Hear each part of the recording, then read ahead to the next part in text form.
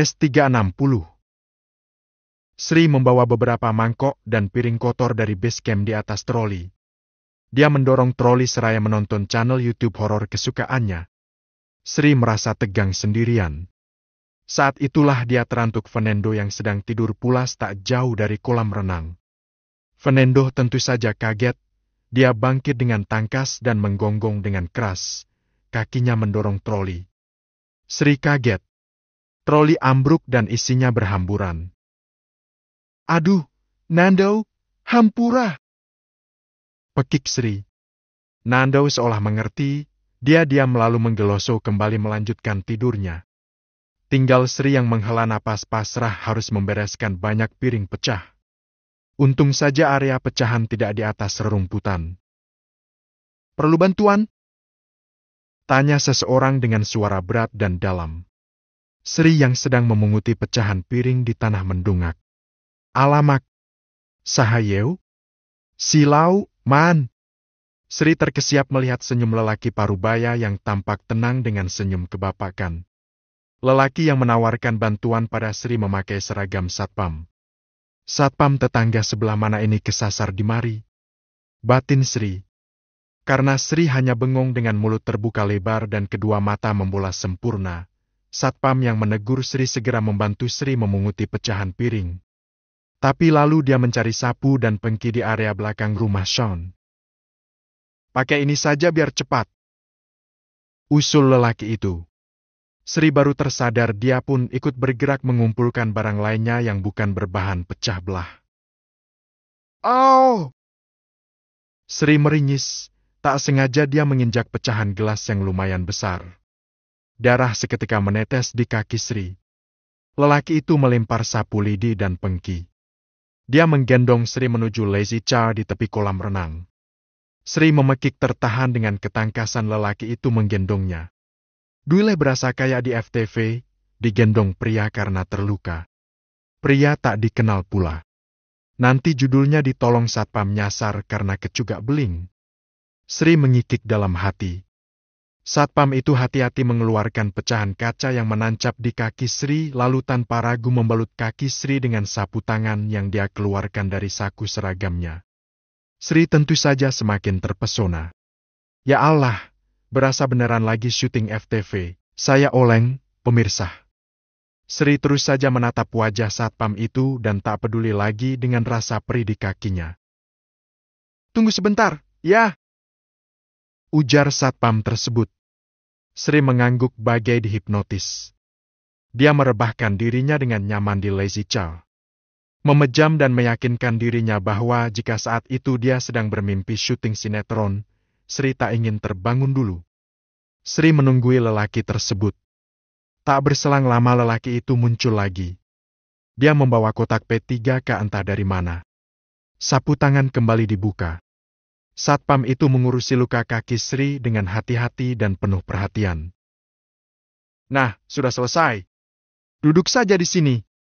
Biar aku yang bereskan troli dan barang-barang yang jatuh." Satpam itu tersenyum. Sri merebahkan diri dengan bertelekan pada kedua tangannya dengan posisi miring, memperhatikan satpam yang tak dia kenal membereskan kekacauannya karena tersandung Fernando. Sri lupa dengan ponselnya. "Ini ponselmu?" tanya sang pahlawan yang merawat luka kaki Sri. Sri mengangguk tanpa kata. "Kemana aku harus membawa troli ini?" tanya sang satpam. Sri menunjuk pintu pantry, masih tanpa kata. Lelaki itu mengangguk lalu mendorong troli menuju pantry. Bunga-bunga taman rumah keluarga Dharma Wangsa tiba-tiba saja berhamburan di pelupuk mata Sri. Dia terpesona oleh perlakuan manis satpam kesasar tersebut. Sri memejam, membayangkan bermacam hal indah lainnya. Berhalusinasi tentang satpam tersebut. Hingga Sri benar-benar tertidur dengan mulut menganga. Hingga setengah jam kemudian seseorang membangunkan Sri. "Sri, Sri!" panggil Sean menepuk pelan bahu Sri. Mulut Sri masih menganga lebar sembari mendengkur halus. "Sri, udahan mimpinya. Kamu tidur senyum-senyum sembari mangap begitu," ujar Sean menahan senyum melihat posisi Sri tidur. Sean terus memanggil Sri dengan suaranya yang lembut. Hingga akhirnya Sri membuka mata, menyeka air liur yang menggenang di tangan karena posisi tidur miringnya bertelekan pada kedua tangan. Sri seketika terkejut. Dia salah tingkah saat dilihatnya Sean dan juga satpam kesasar itu memandanginya dengan senyum geli. Tuan, aduh maaf Sri ketiduran. Tuan perlu apa? Wajah Sri memerah menahan malu karena Sean dan satpam si penolong melihatnya tidur dengan mulut menganga. Setiawan tadi laporan, kamu nginjak beling besar, lukanya cukup dalam dan goresannya lebar. Dia bilang luka kakimu perlu dijahit agar cepat pulih. Ada dokter Regina di rumah, ayo. Sri melongo. Tuan, Sri mah cuma kacuga wungkul, tau nanaon da. Jagoan Sri mah. Sri hanya kecucuk beling, gak apa-apa. Sri kan jagoan. Sri seketika bangkit lalu berdiri tapi dia mengaduh. Halah, gouning nyeri. Keluh Sri. Nah, kan, sakit. Ayo. Sean menggamit lengan Sri hendak memapahnya masuk rumah. Sri langsung menepis halus tangan Sean. Dia merasa canggung majikan besarnya bersikap begitu perhatian. Ayo, ah! Sean memaksa Sri yang berjalan pincang. Tuan, gak enak atuh Sri teh siapa? Jangan dipapah kayak gini. Sri benar-benar canggung. Kamu itu luka? Setiawan bilang lukanya lumayan dalam dan besar. Itu lihat, darahnya masih rembes. Kain kasanya merah semua. Tuan. Satpam yang di sebelah Tuan satpam rumah tetangga yang mana? Kenapa dia nyasar kemari? Tanya Sri sudah tak ambil pusing lagi dengan sakitnya. Hash, Setiawan satpam rumahku. Hari ini adalah hari pertama dia kerja. Sahut Sean. Langkah Sri terhenti. Hari masih sore tapi mendadak banyak bintang di pelupuk mata Sri berkerlipan dengan indah. Setiawan ini bakal gantinya Purgandi. Dia sudah sepuh. Aku tak tega terus mempekerjakannya. Biarlah dia pensiun dengan gaji tiap bulan yang tak akan kuhentikan. Ucap Sean lagi seraya memaksa Sri kembali berjalan. Enak ya jadi PNS di rumah Tuan. Celetuk Sri. Purgandi ikut Papa sejak belum menikah. Tak apa, semua yang bekerja dengan Papa dan aku adalah keluarga. Ayo, kamu kenapa terus melihat ke arah Setiawan sih? Dia single, tenang saja. Kakek Sean. Bujang lapuk, Tuan. Bisik Sri. Hash, kamu juga perawan tua. Tepis Sean. Sri mengikik pelan. Tuan kok ngatain Sri? Ya kamu sembarangan saja kalau ngomong. Jodoh Sri mungkin, Tuan. Celetuk Sri setengah berbisik. Sean menggeleng melihat Sri yang berjalan pincang masih sempat mencandai Setiawan yang menolongnya. Tiba di kamar Sri, Dr. Regina segera membius lokal kaki Sri dan menjahit luka kaki Sri. Lukanya cukup dalam dan lebar. Memang harus dijahit agar cepat kering dan pulih. Ucap Dr. Regina. Setelah memberi resep obat, Dr. Regina dan yang lainnya keluar dari kamar Sri. Tuan, Mas Wawan mana? Sri memanggil Sean sebelum keluar dari pintu kamarnya. Sean mengerutkan kening. Setiawan maksudmu? Sri mengangguk sembari tersipu malu. Ya di pos satpam. Kenapa? Mau ditengokin sama dia? Ya nanti kusuruh dia melihat keadaanmu di sini. Sean berlalu dari kamar Sri. Hele, ini yang kecuga sempat-sempatnya kecentilan. Siapa si Wawan? Tanya Naila dan Wenda. Sri menceritakan insiden kecil nan manis yang terjadi di dekat kolam renang. Naila dan Wenda menepuk dahi mereka sembari bergumam aneh. Katanya nggak mau marah tapi kegoda juga lihat satpam baru. Cetus Wenda. Aku kan masih normal, Wen. Ucap Sri dengan senyum yang tak henti menghias wajahnya. Kayak mana seorangnya satpam baru itu? Tukas Naila. Ya antara juga dia pasti sering ke Pancui bikin kopi. Sahut Wenda. Sri memilin-milin ujung dasternya layaknya anak remaja sedang puber. Hadeu, semoga saja cintamu tak bertepuk sebelah tangan lagi kali ini, Sri. Setelah Ustaz Ridwan digait artis Dyah Pitaloka. Kikik Wenda. Kalau Pak Ustaz mah aku cuma bercanda, Wen. Lah masa iya Pak Ustaz lulusan S1 Kairo, ganteng dan kaya mau sama pembantu lulusan SMP. Udah cocok memang jodohnya Ustaz Ridwan itu Dyah Pitaloka. Cantik dan artis tenar. Kalau Mas Wawan ini, dia lelaki sederhana tapi begitu mempesona. Auranya begitu menghangatkan jiwa. Sri bicara dengan menatap langit-langit kamar. Wenda dan Naila buru-buru keluar kamar, sebelum Wal mendengar Sri memuji Setiawan dengan segudang pujian. Sri teringat dengan sapu tangan Wawan yang dia selipkan di saku dasternya. Sapu tangan penuh darah kering itu ditempelkan ke wajahnya. Sapu tangan ini akan kucuci dengan bersih, kuberi pengharum ruangan agar ruang di hati Mas Wawan selalu teringat akan Sri. Dimitri yang hendak melihat keadaan Sri menjadi urung saat melihat partner ributnya selain Rashid sedang bergumam sendirian. Dimitri menggeleng melihat Sri mulai masuk pubertas kedua. S361. Nah, itu rumah yang cat abu-abu itu, Kak. Dora menunjuk rumah seorang novelis yang akan dia temui. Cowok atau cewek sih? Tanya Rangga. Cewek, dong. Aku mana mau kalau cowok diminta gambar di rumahnya. Dia tertutup banget. Katanya si itu juga nama penanya nama samaran, Kak. Makanya nggak apa-apa aku ke rumahnya aja. Sekalian kenal, ini kali kedua aku diminta gambar buat ceritanya. Terang Dora. Kakak harus ketemu sama orangnya, ya? Ya, ayo turun. Ajak Dora. Kakak beradik itu masuk halaman sebuah rumah dengan 2 lantai yang halamannya sempit. Cat abu-abu rumahnya sudah pudar. Di sekeliling dinding bagian bawah tampak berjamur. Kaca jendela pun berdebu tebal, seperti rumah yang sudah lama ditinggal penghuninya. Kok horor gini rumahnya? Gumam Rangga pelan. Horor gimana, Kak? Tanya Dora. Kayak lama nggak ditinggali. Lihat rumput halamannya juga tak terurus gini. Sahut Rangga. Esti, kakak mah. Jangan asal ngomong. Antara orangnya dengerkan gak enak. Ya, ayo pencet belnya. Titah Rangga. Dore menekan bel yang agak berkarat di sisi kanan dan kirinya. Terdengar suara berdenting yang dalam dan nyaring. Nyaris saja jantung Dora melompat saking kerasnya. Rangga menggeleng heran. Pintu rumah terbuka, menyembul seraut wajah manis dengan tatapan hati-hati. Cari siapa? Cari Nawang Wulan, aku Dora.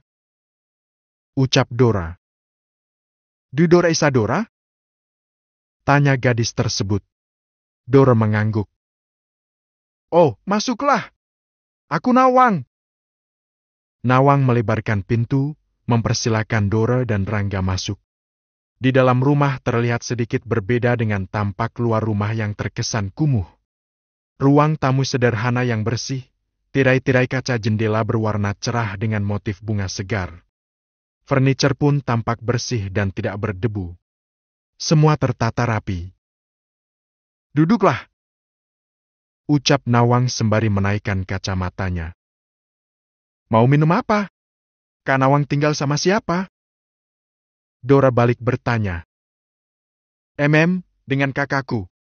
Kami hanya berdua. Sahut Nawang duduk di depan Dora dan Rangga. Sikapnya sedikit gugup. Ponsel Rangga tiba-tiba berbunyi. Lani menelpon memintanya segera pulang karena Lian menangis tiada henti ingin bermain dengan Rangga dan Dora. Kakak langsung pulang aja. Lian nangis nggak jelas minta kita pulang. Kalau sudah selesai, kabari kakak nanti kakak jemput lagi ke sini, ya? Titah Rangga. Dora mengangguk lalu mencium tangan Rangga. Rangga mengecup-kucup kepala Dora. Bertepatan dengan itu terdengar bunyi suara barang jatuh atau dibanting dari arah tangga lantai 2 rumah Nawang. Ya ampun, apa itu?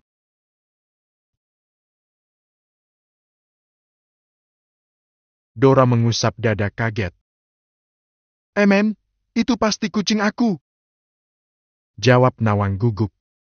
Di saat itulah Rangga tanpa sengaja melihat lengan Nawang yang kebiruan seperti luka lebam yang melintang besar.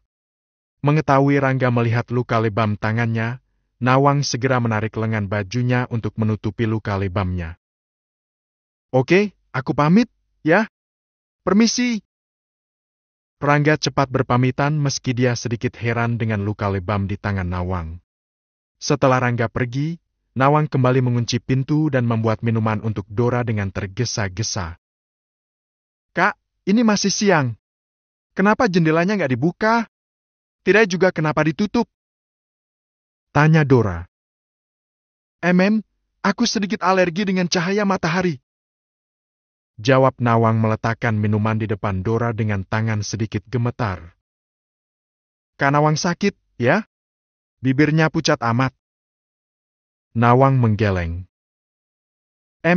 Dora, aku mau bilang sesuatu, tapi kamu jangan marah, ya? Oke, apa? Sebenarnya yang nulis novel itu bukan aku, melainkan kakakku. Dia memakai penamai perempuan, tapi sebenarnya kakakku cowok. Dora tertegun sesaat. Bukankah Nawang yang nulis? Nawang menggeleng. Terus di mana kakaknya Kak Nawang? Ada di lantai 2. Kita ke atas saja, yuk. Ajak Nawang. Sebentar, kenapa kakaknya pakai nama Kak Nawang? Entahlah. Dia bilang lebih nyaman bersembunyi di balik nama perempuan dan bebas berekspresi menuliskan apapun semau dia. Dora manggut-manggut. Mendadak dia merasa tak nyaman jika harus membicarakan novel kedua yang ingin digambarnya bersama seorang lelaki. Saat kerjasama pertama dengan Nawang, mereka berhubungan hanya melalui email dan pesan WhatsApp tidak berfoto profil, pun tanpa pernah melakukan panggilan telepon. Hanya saling bertukar teks. Jadi wajar saja Dora menganggap Nawang Wulan benar seorang perempuan. Nama kakaknya Kak Nawang siapa? Tanya Dora. Itu rahasia. Dora mengernyit. Ayo, kita ke atas saja, yuk. Ajak Nawang setengah mendesak Dora. Kak Nawang temenin, ya. Aku canggung bahas novel pertama kali dengan cowok yang gak dikenal. Iya, aku temenin. Ucap Nawang segera menggamit lengan Dora. Keduanya naik ke lantai 2. Suasana lantai 2 agak berbeda dengan lantai 1. Auranya sedikit suram dengan tirai jendela warna hitam. Furniture berdebu dan lampu warna kuning yang sangat redup. Kak Nawang benar punya kucing? Mana kucingnya? Tanya Dora sedikit merasa tidak nyaman dengan suasana suram lantai 2 rumah Nawang. Mungkin kabur entah kemana. Ayo. Nawang menarik lengan Dora menuju sebuah pintu kamar yang agak terbuka. Kok ke kamar? Aku nggak enak, Kak. Apalagi kamar cowok. Dora ragu-ragu. Bukan kamar, kok. Ruangan lain dan luas. Ayo. Dora terpana melihat banyak lukisan di dalam ruangan yang baru saja dimasukinya. Ini lukisan siapa? Tanya Dora. Kakakku. Loh, pintar melukis malahan. Kenapa selalu minta gambar ke aku? Apa komik sebelumnya digambar sendiri?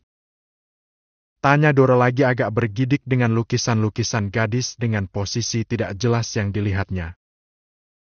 Mana kakaknya? Desis Dora.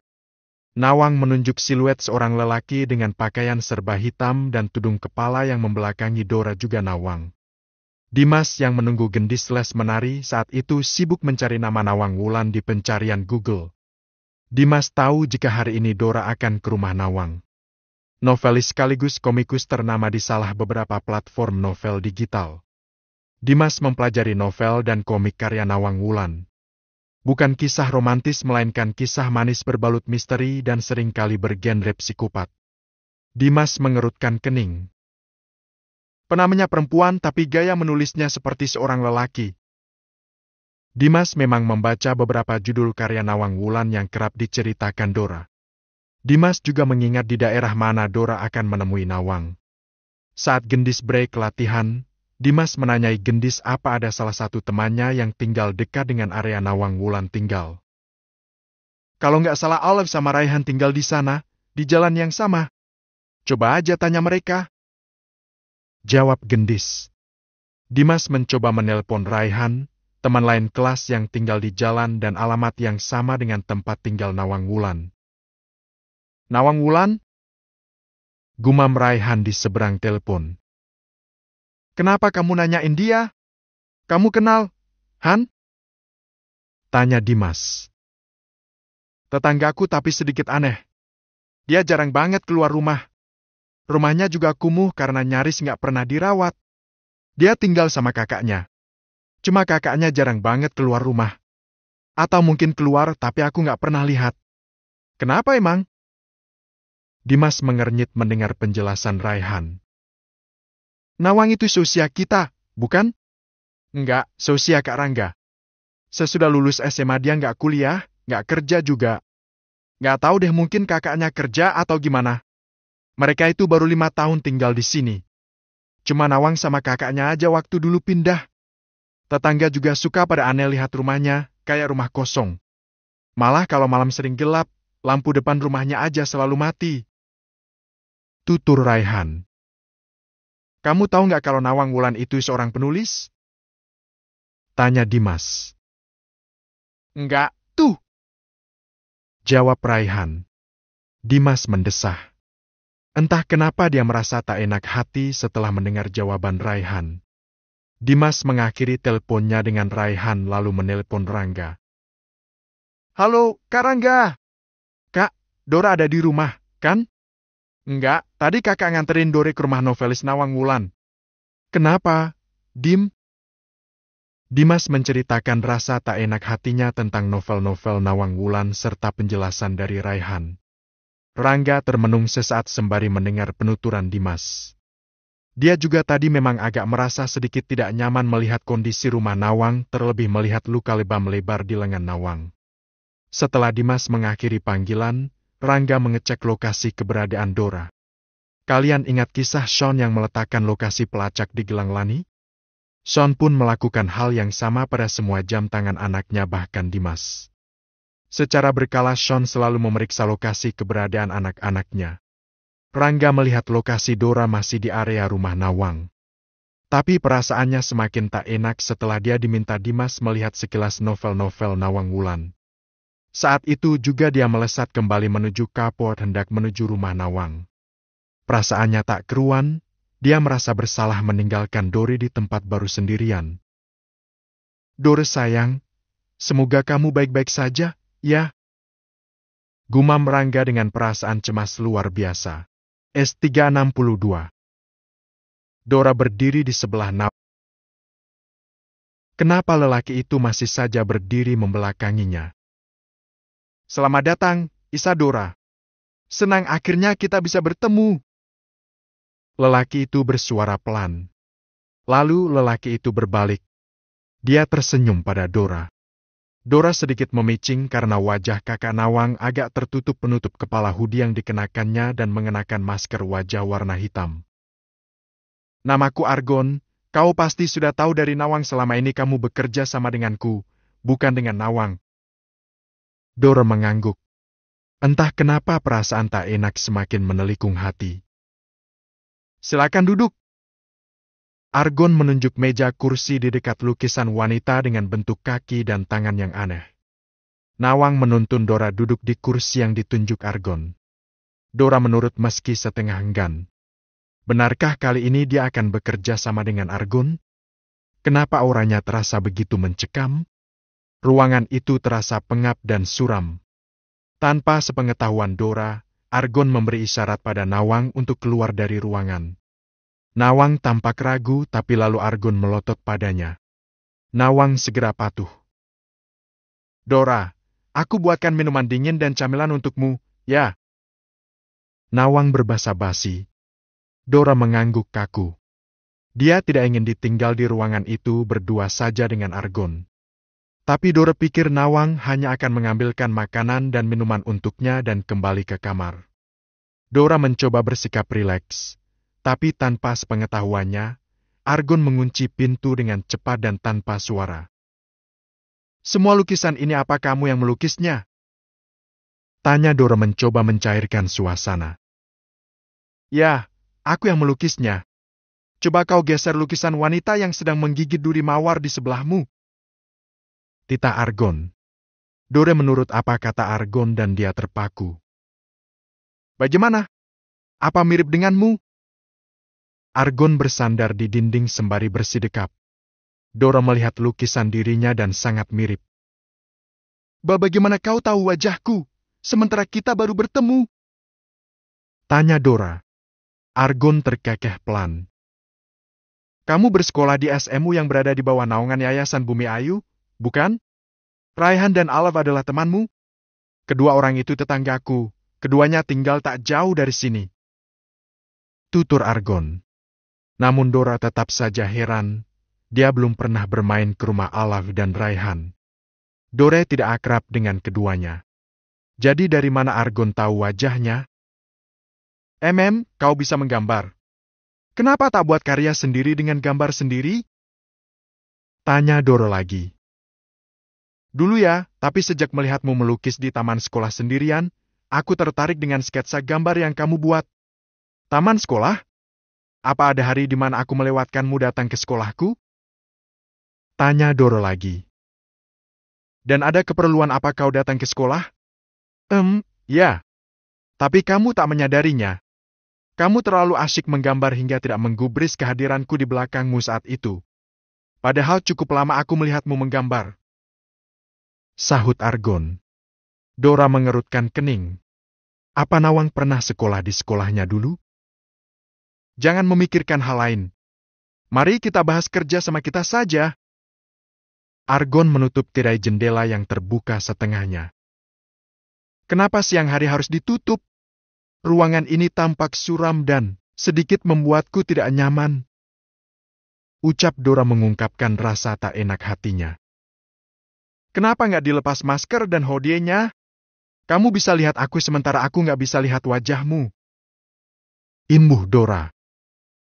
"Aku tidak suka cahaya terang," jawab Argon tak peduli dengan kegugupan dan pertanyaan Dora. Argon duduk di depan Dora setelah mengambil bandelan naskah yang akan dibahasnya bersama Dora. Nawang mondar-mandir gelisah di lantai satu seraya tak henti menggigiti ujung kuku jempol tangannya. Dia benar-benar mencemaskan Dora di atas sana. Nawang menepuk-nepuk kepalanya berulang kali. "Harusnya tak kuizinkan Isadora bertemu Argon," gumam Nawang tampak risau. Didengarnya suara mobil yang berhenti di depan pintu pagar. Nawang mengintip dari jendela. Dia melihat Rangga keluar dari mobil. Nawang menyalakan televisi dan membesarkan volumenya. Dia melihat ke pintu yang tepat berada di atas tangga, lalu pelan-pelan membuka pintu ruang tamu sebelum Rangga menekan bel rumah. Rangga dan Nawang saling berhadapan. Nawang segera menutup pintu. "Ada apa? Kenapa wajahmu tegang? Di mana Dora?" tanya Rangga sembari menepis bahu Nawang agar minggir dari depan pintu. Nawang mencegahnya. "Dengarkan aku," ucap Nawang tegas. Rangga mengernyit. "Kenapa aku dilarang masuk? Dengar, Dora ada di lantai atas berdua saja dengan Argon. Mereka sedang membahas kerjasama," ucap Nawang dengan tatapan tajam. Rangga menatap lekat Nawang.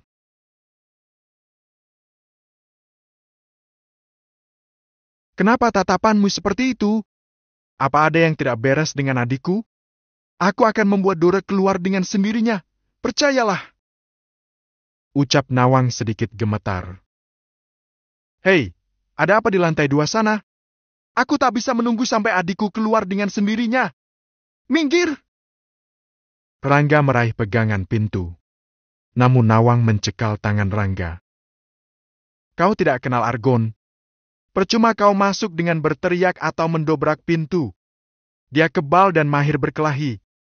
Tenanglah, aku punya cara sendiri untuk mengeluarkan Dora dari ruangan lantai 2. Singkirkan mobilmu dari depan rumahku. Parkir agak jauh, lalu kau bisa tunggu Dora di sini. Percayalah, aku akan membawanya keluar. Nawang berkata tegas berusaha meyakinkan Rangga. Ada apa sebenarnya di lantai 2? Kenapa tadi aku harus pulang? Aku tak bisa berlama-lama. Katakan, ada apa dengan Dora hingga kamu tampak gelisah? Kakakmu tidak berniat buruk pada Dora, bukan? Cecar Rangga. Tidak jika menghadapinya dengan pelan-pelan. Dia akan berubah garang jika terprovokasi. Kenapa kau izinkan adikku bertemu kakakmu? Hah? Rangga semakin panik. Aku juga bingung. Aku ingin menghubungi Dora agar tidak datang ke sini. Tapi tidak bisa. Ponselku disadap Argon. Sudahlah, terlalu panjang aku menjelaskan. Kau mau adikmu keluar dengan cepat atau tidak? Ikuti perintahku. Nawang berkata tegas. Napas Rangga sedikit memburu. Dia mencoba percaya pada ucapan Nawang. Kalau terjadi apa-apa pada adikku, kalian berdua aku habisi tanpa ampun.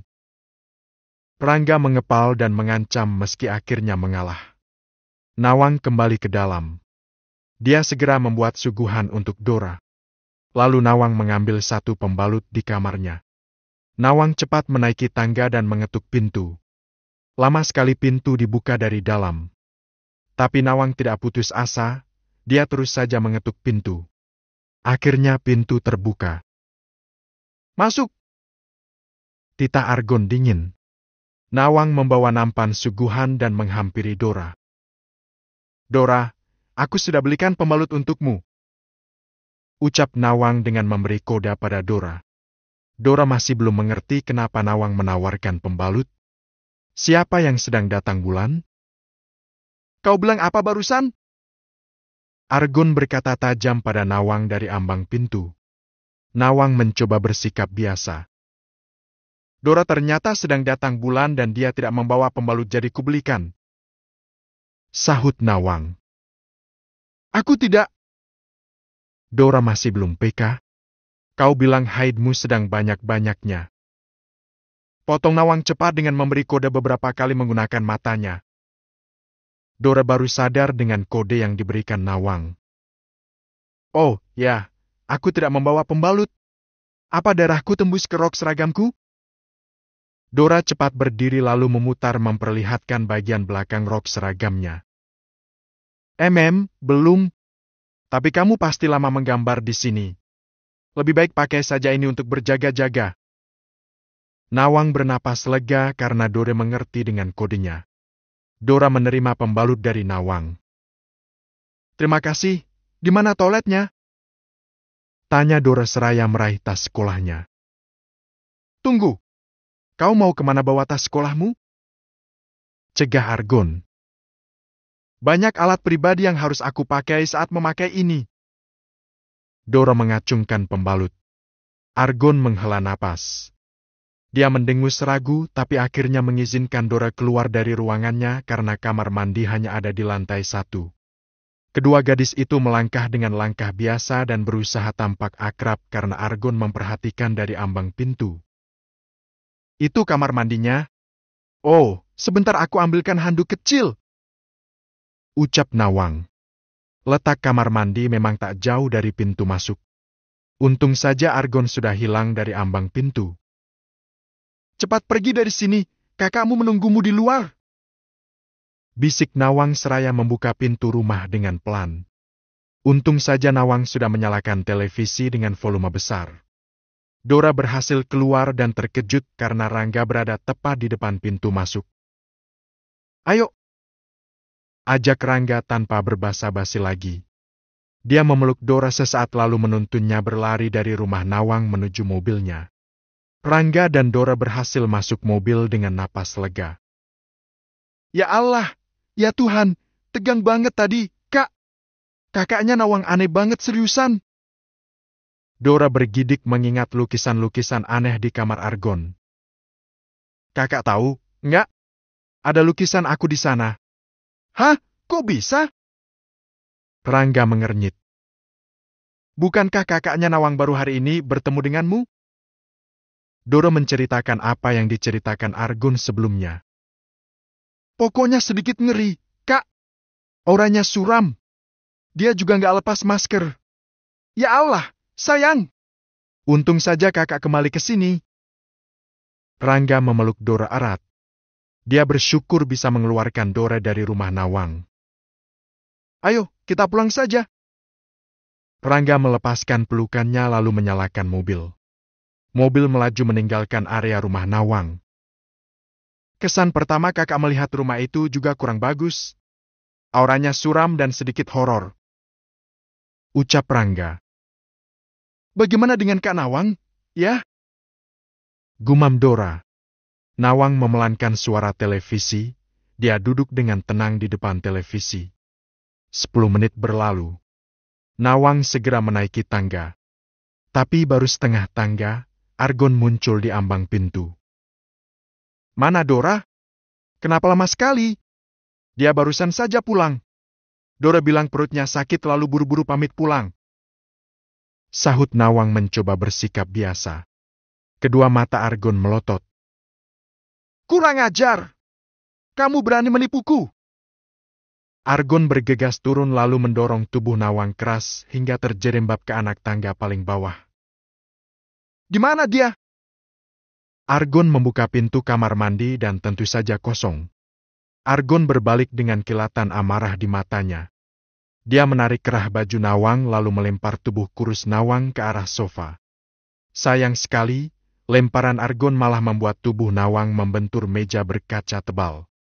Pelipisnya berdarah kena ujung meja dengan keras. Nawang menjerit. Diam!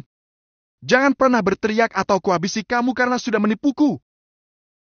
Sentak Argun seraya mengambil tongkat bisbol lalu menghantamkannya ke lengan dan tubuh Nawang. Nawang tergolek lemah seketika. Dia memang sudah bersiap dengan perlakuan Argun jika berhasil menolong Dora. Tapi itu lebih baik daripada Dora bernasib sama seperti dirinya. Argun bukan kakak Nawang. Selama 5 tahun Nawang menjadi sandera Argun. S360